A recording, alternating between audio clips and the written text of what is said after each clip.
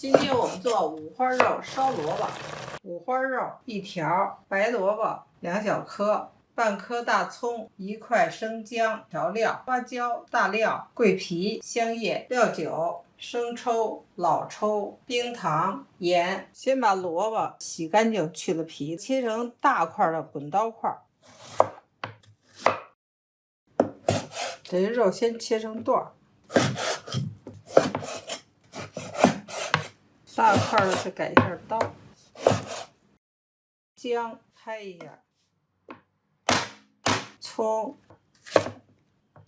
切成段，切好的肉冷水下锅焯水，锅已经慢慢开起来了。现在我们把上边这个浮沫撇一下，浮沫撇的差不多了，现在关火把它洗一下，加入清水把它头洗干净，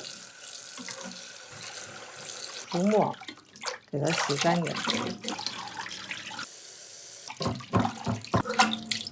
腾出来扣一下水，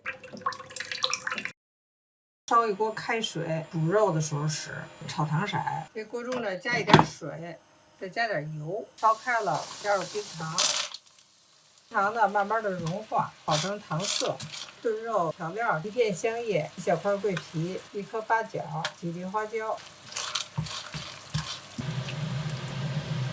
我们要把肉加进去。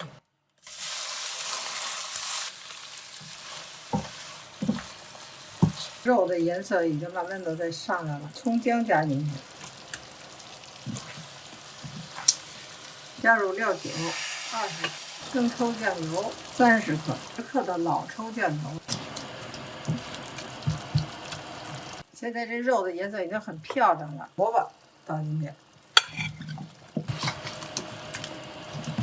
，1000克的开水。大火烧开，这水不能加太多，稍微的没过这个肉就可以了。如果太多了呢，就不是红烧了，就成了炖了。20分钟，改小火焖煮1个小时，还剩7分钟，加入盐，配料捡出来。